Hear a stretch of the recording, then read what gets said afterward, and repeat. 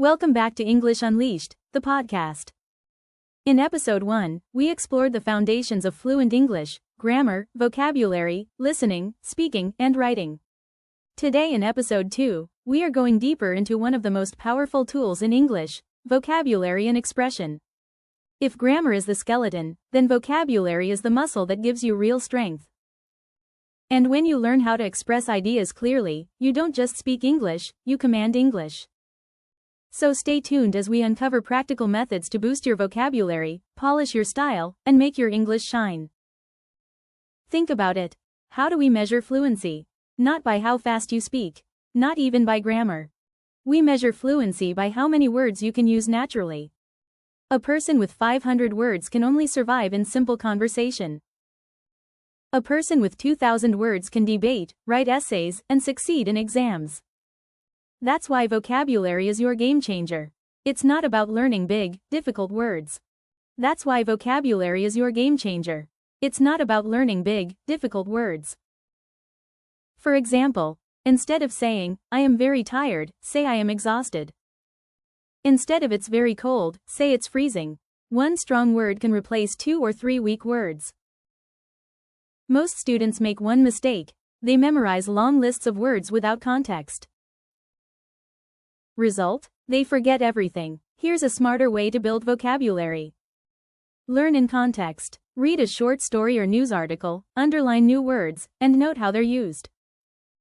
Use them immediately. Create 2 to 3 sentences with each new word. Revise weekly. Words fade if you don't review them. Connect synonyms and antonyms. If you learn happy, also learn joyful, cheerful, and the opposite sad, gloomy. Kya kar. Example. If you learn the word courage, don't just write its meaning. Use it. She showed great courage during the interview. Courage is not the absence of fear, but the decision to act anyway. That's how words become part of your active English. Now let's add color to your English with expressions and idioms. Now let's add color to your English with expressions and idioms. Now let's add color to your English with expressions and idioms. Imagine you always say, I agree. Instead, say, you hit the nail on the head. It's more natural, more powerful. Or instead of saying, I'm in trouble, say, I'm in hot water.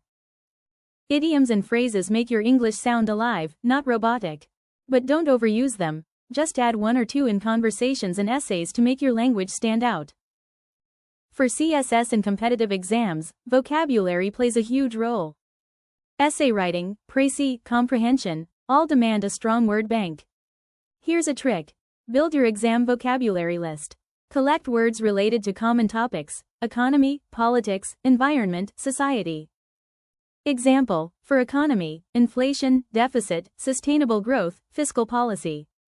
For environment, climate change, conservation, renewable energy, ecosystem. For society, inequality, justice, empowerment, development. Here's a simple 20-minute daily routine for vocabulary. 5 minutes. Read an article and highlight new words. 5 minutes. Write sentences with those words. 5 minutes. Record yourself using them in speech. 5 minutes. Revise yesterday's words. That's it. Consistency is the real secret. Imagine. Just 5 new words daily equals 150 words a month, 1,800 words a year. So today, we discovered why vocabulary is the game changer, how to learn it smartly, the power of idioms and expressions, and how CSS students can build a topic-based word bank. Thank you for joining episode 2 of English Unleashed, the podcast.